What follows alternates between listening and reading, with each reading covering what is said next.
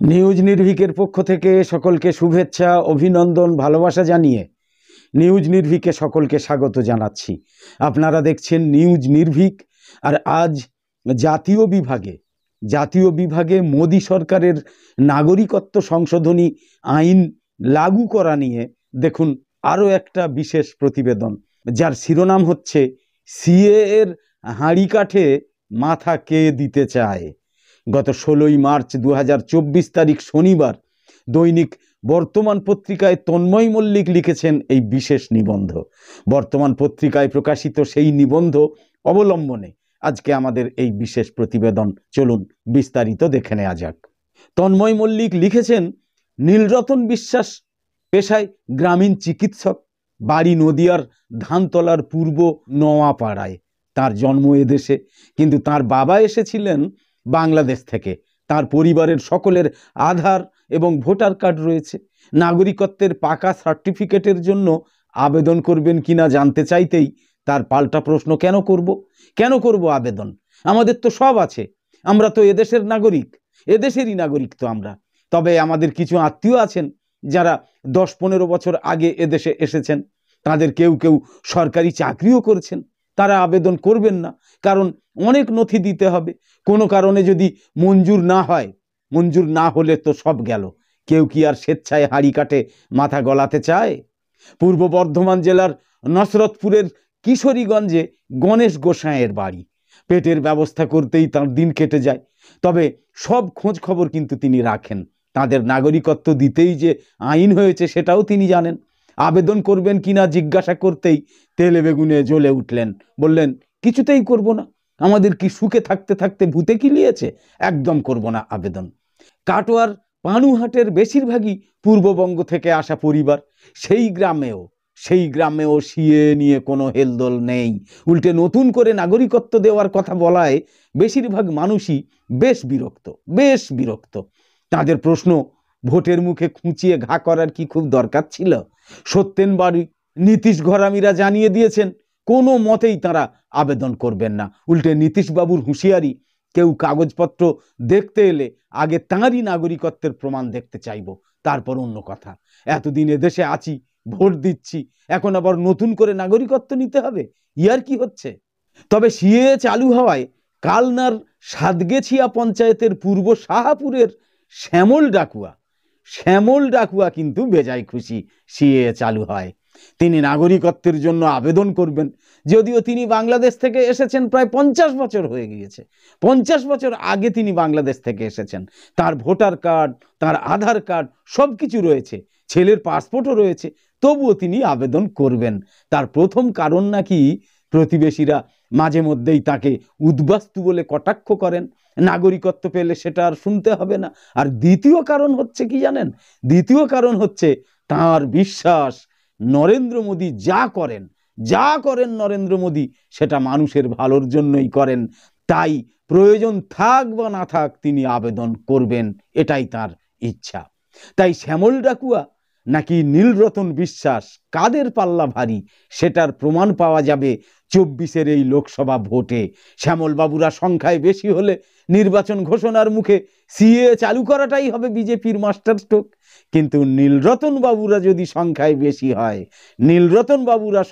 বেশি হলে সেটাই হবে বিজেপির জন্য বুমেরাং। দেখা যাচ্ছে কিন্তু নীলরতন বাবুদের সংখ্যাই বেশি, ফলে বিজেপির জন্য সিএ চালু করা বুমেরাংই হয়েছে। ভোটের ফলে সেটাই প্রমাণিত হবে। সীমান্তবর্তী জেলাগুলোতে জোর চলছে সিএ নিয়ে কাটাছেঁড়া, চলছে পাল্টা যুক্তি।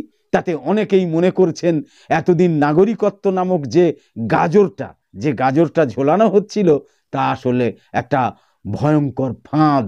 সেটা আসলে ফাঁদ, কারণ নাগরিকত্বের আবেদন খারিজ হয়ে গেলে তার কি হবে তার সুস্পষ্ট ব্যাখ্যা সংশোধিত আইনে বলা নেই। যদি যাচাই কমিটি আবেদনকারীর দাখিল করা নথি সন্তোষজনক নয় বলে মনে করে, তাহলে তিনি নাগরিকত্ব পাবেন না।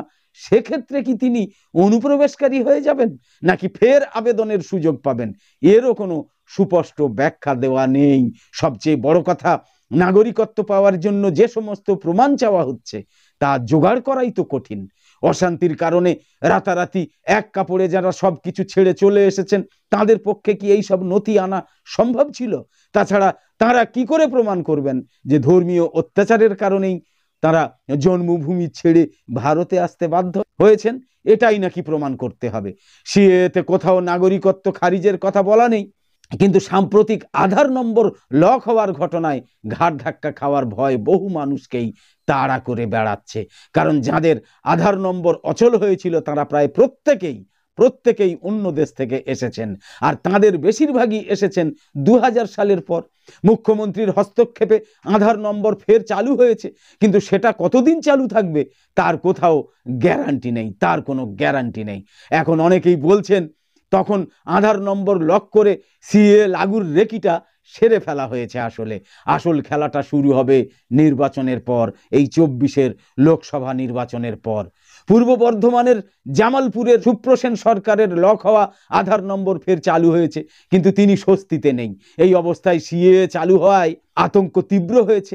নাগরিকত্বের জন্য আবেদন করবেন কিনা তা বুঝতে পারছেন না তিনি। তার ভোটার এবং আধার কার্ড রয়েছে, কিন্তু বাংলাদেশ থেকে কবে এসেছেন তার কোনো প্রমাণ নেই। তিনি শখ করে দেশ ছাড়েননি, এসেছেন অত্যাচারে এবং আতঙ্কে, কিন্তু সেটা প্রমাণ করবেন কি করে? তাই সিএ নিয়ে এখন তার কাছে সাপের ছুঁচো গেলার মতো অবস্থা। একদিকে নাগরিকত্বের টোপ আর অন্যদিকে সব হারানোর ভয়। নথিপত্র দেখে যাচাই কমিটি সন্তুষ্ট না হলে বন্ধ হতে পারে সরকারি সুযোগ সুবিধা, সমস্ত সরকারি সুযোগ সুবিধা বন্ধ হতে পারে। অসমের ঘটনা এ রাজ্যের নাগরিকত্ব প্রত্যাশী মতুয়াদের মনেও সন্দেহের সৃষ্টি করেছে। অসমে এনআরসির সময় প্রায় 26.5 লক্ষ মানুষের আধার কার্ড হোল্ড করে দেওয়া হয়েছে, ফলে তারা সরকারি সুযোগ সুবিধা থেকে বঞ্চিত হচ্ছেন। অসমে ডাবল ইঞ্জিন সরকার, বিজেপির ডাবল ইঞ্জিন সরকার, তা সত্ত্বেও ঝুলে থাকা আধার কার্ডের নিষ্পত্তি কিন্তু হয়নি। আর বাংলায় তেমনটা ঘটলে তো কথাই নেই, একে অপরের দিকে আঙুল তুলেই শুধু বছরের পর বছর কাটিয়ে দেবে। বঙ্গ বিজেপির নেতারা ভেবেছিলেন সিএ লাগুর ঘোষণা মাত্র মতুয়াদের উচ্ছ্বাস সুনামির মতো আছড়ে পড়বে, জ্বালানির জুলুনি, বেকারত্ব সব ইস্যু পিছনে চলে যাবে। নাগরিকত্ব পাওয়ার আনন্দে পূর্ববঙ্গ থেকে আসা মানুষজন রাস্তায় নেমে বিজয় উৎসব পালন করবে। আনন্দ প্রকাশের ধরনটা কেমন হবে তার একটা ডেমো অবশ্য শান্তনু ঠাকুরের অনুগামীরা ঠাকুরবাড়িতে দিয়েছিলেন, কিন্তু তার কোনো প্রভাবই পড়ল না। কিছু কিছু এলাকায় বিজেপির উদ্যোগে নরেন্দ্র মোদীকে ধন্যবাদ জানিয়ে মিছিল হয়েছে ঠিকই, কিন্তু যারা মিছিলে হাঁটলেন, যারা মিছিলে হেঁটেছেন, তারাও আবেদন করতে চাইছেন না, ভয় পাচ্ছেন পাছে আম এবং ছালা দুটোই যায়। বঙ্গ বিজেপির নেতারাও সেটা বুঝতে পেরেছেন, তাই আবেদনে উৎসাহ দেওয়ার বদলে শুধু বলছেন কি নাগরিকত্ব খারিজ হবে না, এই অভয় দিতেই তারা ব্যস্ত হয়ে পড়েছেন। তারা প্রতিটা জনসভায় গিয়ে একটা কথাই বলছেন যে এটা নাগরিকত্ব দেওয়ার আইন, সিএ নাগরিকত্ব কেড়ে নেওয়ার আইন নয়। কিন্তু যাদের কাছে প্রয়োজনীয় কাগজপত্র নেই তাদের কি হবে এর কোনো উত্তর নেই, এর কোনো উত্তর অমিত শাহ, এর কোনো উত্তর নরেন্দ্র মোদী, এর কোনো উত্তর বাংলার রাজ্য বিজেপি নেতারাও দিচ্ছেন না, দিতে পারছেন না। এতদিন যারা নাগরিকত্ব পাওয়ার আশায় বিজেপির ডাকে জয় ডঙ্কা, কাঁসর, ঘণ্টা, সিঙ্গা ফুঁকতে ফুঁকতে রাস্তায় নেমে পড়তেন, তারাই এখন গিয়েছেন থমকে। কারণ দিন যত যাচ্ছে নাগরিকত্ব পাওয়ার পদ্ধতি ততই জটিল হচ্ছে। শুধু আবেদন করলেই হবে না, দিতে হবে ইন্টারভিউ। ফলে সিএ লাগুর ঘোষণায় প্রথমে যারা হাতে চাঁদ পেয়ে গিয়েছেন বলে মনে করেছিলেন, তারাই এখন হেনস্থা হওয়ার ভয়ে আবেদন করতে পিছিয়ে যাচ্ছেন। তাদের বক্তব্য, যদি নাগরিকত্ব দেওয়াই উদ্দেশ্য হয় তাহলে কেন চাপানো হচ্ছে এত রকমের শর্ত? ভোটার কার্ড, আধার কার্ড, রেশন কার্ড দেখেই তো নাগরিকত্ব দিলে সব লেটা চুকে যেত। তা কিন্তু হয়নি, সিএ আইনে তেমনটা কিন্তু বলা নেই। রাম মন্দির বাংলায় কোনো প্রভাব ফেলতে পারবে না, সেটা বঙ্গ বিজেপির নেতারাও বিলক্ষণ জানতেন। তাই দিল্লির দেওয়া রাম মন্দির কেন্দ্রিক টাস্ক পালনে ছিল না কোনো আগ্রহ। সন্দেশখালি নিয়ে খানিক হইচই হলেও তা গেম চেঞ্জার হতে পারেনি। বঙ্গ বিজেপির শেষ ভরসা ছিল এই সিএএ আইন, সংশোধিত নাগরিকত্ব সংশোধিত আইন। কিন্তু যাদের জন্য এই আইন, তারাই মুখ ফিরিয়ে নিচ্ছেন। তবে এরপরেও হয়তো ইভেন্ট ম্যানেজমেন্টের শেখানো রাস্তায় সিএএ কে স্বাগত জানিয়ে মহা উৎসাহে বাজানো হবে ঢাক, ঢোল, কাঁসর, ঘণ্টা, জয় ডঙ্কা। কিন্তু তাতে কি মতুয়া ভোট গেরুয়া শিবিরে আছড়ে পড়বে? তা নিয়ে রয়েছে ঘোর সংশয়, কারণ তাঁরাও বুঝে গিয়েছেন বিজেপি তাদের হাতে নাকের বদলে ধরিয়ে দিয়েছে নরুন। তো আপাতত শেষ করছি। প্রতিদিনের নিয়মিত ঝটপট 10টা খবর আর জাতীয় এবং আন্তর্জাতিক বিষয়ে নতুন নতুন প্রতিবেদন পেতে সাবস্ক্রাইব, ফলো, লাইক, কমেন্ট এবং শেয়ার করে নিউজ নির্ভীকের ইউটিউব চ্যানেল আর ফেসবুক পেজের সঙ্গে থাকুন। আমাদের এখন প্রায় প্রতিদিনই একটা অভিযোগ শুনতে হয় যে নিউজ নির্ভীকের খবর নাকি অনেকের কাছে ঠিক মতো পৌঁছচ্ছে না। একদম ঠিক কথা, কিন্তু এর উত্তর আমরা কি দেব? এটা তো সম্পূর্ণ তো ইউটিউব আর ফেসবুকের নিজস্ব রেকমেন্ডেশনের ব্যাপার। তাই আমরা শুধু বলতে পারি যে সাবস্ক্রাইবার অথবা ফলোয়ার হয়ে থাকলেও নিউজ নির্ভীক চ্যানেল কিন্তু বা নিউজ নির্ভীকের অনুষ্ঠান কিন্তু নিয়মিত দেখুন। অনিয়মিত দর্শকদের কাছে যে কমই রেকমেন্ড করে ইউটিউব বা ফেসবুক, এটা কিন্তু বুঝতে হবে, এটা কিন্তু জানতে হবে। অতএব নিউজ নির্ভীকের সব অনুষ্ঠান নিয়মিত দেখুন, দেখবেন নিউজ নির্ভীকের সব অনুষ্ঠান তখন আপনা আপনিই আপনাদের কাছে পৌঁছে যাচ্ছে। এরপরেও যদি নিউজ নির্ভীককে না দেখতে পান, তাহলে ফেসবুকে গিয়ে বাংলায় এবং ইউটিউবে গিয়ে বাংলায় অথবা ইংরাজিতে নিউজ নির্ভীক লিখে সার্চ করে দেখুন। ইউটিউবে ইংরাজিতে NEWSNIRVIK নিউজ নির্ভীক লিখে সার্চ করে দেখুন, অবশ্যই নিউজ নির্ভীক চ্যানেল পেয়ে যাবেন। নিউজ নির্ভীক চ্যানেলে প্রতিদিন সন্ধ্যের পরে নিয়ম করে থাকে ঝটপট 10টা গুরুত্বপূর্ণ খবর, আর কম বেশি রাত 10টায় নিয়ম করে থাকে আন্তর্জাতিক বিষয়ে গুরুত্বপূর্ণ প্রতিবেদন।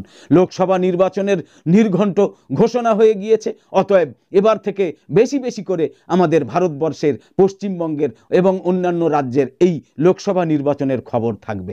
মাঝে মধ্যে দুপুরে থাকে পশ্চিমবঙ্গ সহ ভারতের রাজনীতি সহ নানা বিষয়ে ছোট বড় খবর এবং প্রতিবেদন এবার একটু বেশি বেশি থাকবে।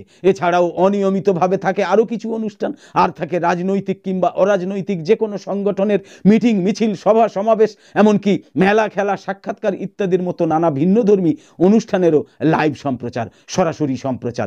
আপনিও ইচ্ছা করলে আপনার যে কোনো অনুষ্ঠান, তা সে রাজনৈতিক কিংবা অরাজনৈতিক সংগঠন হোক বা যে কোনো ব্যবসায়ী প্রতিষ্ঠানের অনুষ্ঠানই হোক, সেসবের লাইভ সম্প্রচার করার জন্য নিউজ নির্ভীককে আমন্ত্রণ জানাতে পারেন। ভিডিওর সঙ্গে এবং ডেসক্রিপশন বক্সে নিউজ নির্ভীকের ইমেইল ঠিকানা দেয়া থাকে, নিশ্চয়ই দেখেন, সেই ইমেইলে আমন্ত্রণ জানাতে পারেন। তাই বলবো, ব্যতিক্রমী খবরাখবর সহ সব ধরনের ভিডিও এবং লোকসভা নির্বাচনের বেশি বেশি খবর লাইভ সম্প্রচার দেখার জন্য নিউজ নির্ভীকে অবশ্যই চোখ রাখুন, নিউজ নির্ভীকের সঙ্গে থাকুন। পরের পর্বে আবার দেখা হবে। সকলে খুব ভালো থাকুন, সুস্থ থাকুন। ধন্যবাদ।